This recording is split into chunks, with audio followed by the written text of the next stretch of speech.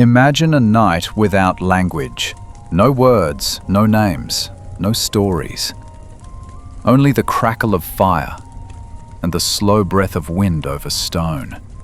A group of figures huddle in the darkness, their faces lit by flickering flame, their eyes wide, reflecting not only fear, but something else, awareness.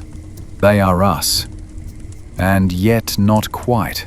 Homo erectus, Neanderthals, Denisovans, Cro Magnon.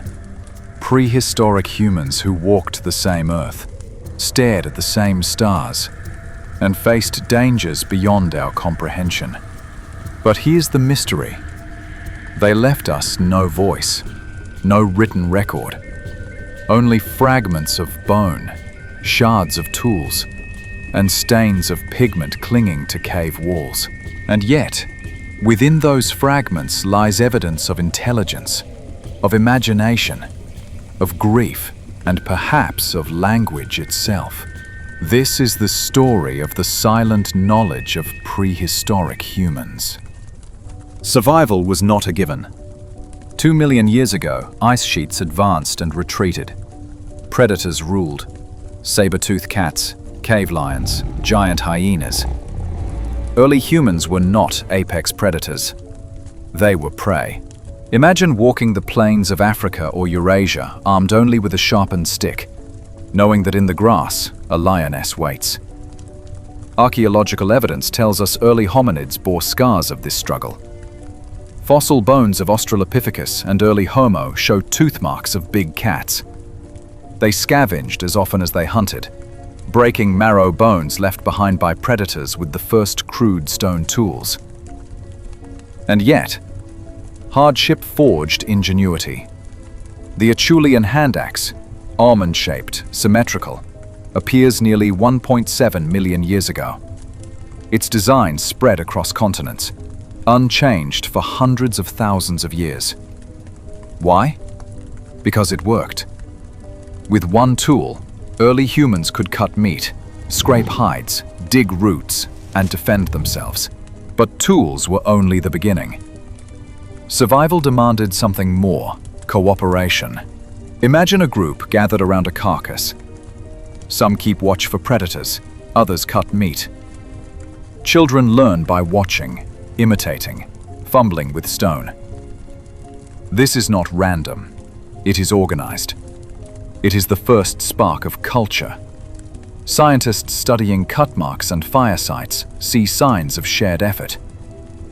Fire itself, controlled by Homo erectus nearly 1 million years ago, transformed survival. It offered warmth in freezing climates, light in darkness, and safety from predators. More than that, fire became a gathering point. Here, beneath the glow, communication evolved. Not words as we know them, but gestures, vocalizations, eye contact. Some scientists argue that proto-language may have existed among Neanderthals and even earlier species. Others caution, we cannot know. But think of this. The hyoid bone, a small horseshoe-shaped bone in the throat, found intact in Neanderthal fossils, suggests they could have spoken. And if they could speak, what did they say? Deep inside caves across Europe, shapes flicker against stone. Horses, bison, handprints. Some are 40,000 years old, older than many civilizations. These were not idle sketches. They were deliberate, layered with meaning. In Chauvet Cave in France, lions stalk across walls with uncanny accuracy. In El Castillo Cave in Spain, red discs painted on stone date to at least 64,000 years ago, before Homo sapiens even arrived. That means Neanderthals may have been artists. Why paint in darkness, in chambers where no sunlight reached? Was it ritual? Storytelling? A claim of identity? We may never know. But the act itself is profound. To create art is to imagine.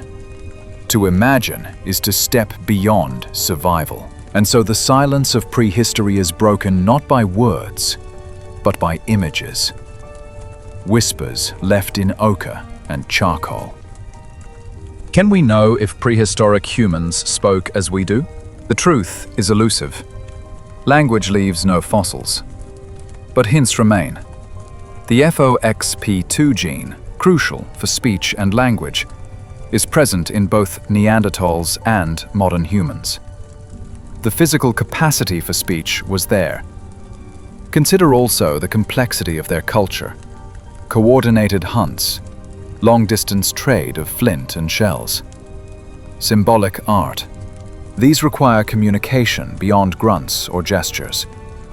So perhaps the silent knowledge was not silent at all. Perhaps words once echoed across valleys and caves. Words we will never hear again. Imagine a Neanderthal mother calling to her child. Imagine a group planning a hunt, naming the animals they pursued. Imagine songs, lost to time. The silence is ours, not theirs. Yet not all survived. Neanderthals vanished around 40,000 years ago. Denisovans lingered only in fragments of DNA. Other hominid cousins, Homo floresiensis, the tiny hobbits of Indonesia, and Homo naledi of South Africa, left mysteries we are still uncovering. Why did they disappear? Climate shifts played a role. Competition with Homo sapiens intensified. But DNA tells another story. They did not vanish entirely. Within us, fragments of Neanderthal and Denisovan genes survive. In every cell of our bodies, echoes of their lives persist. Extinction did not erase them. It transformed them into part of us. What remains of their knowledge? Stones, bones, pigment, fire.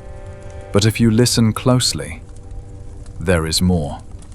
In every story told around a fire, in every burial, in every act of art, the foundation was laid by them. Prehistoric humans shaped not just tools, but the human condition itself. They endured fear, hunger, cold, and grief. Yet they also painted, carved, dreamed, and mourned. That paradox of hardship and imagination is the silent knowledge that binds us to them. If this journey into the silent knowledge of prehistoric humans stirred your curiosity, don't let the story end here. Subscribe for more explorations into the mysteries of history, science, and humanity's forgotten past.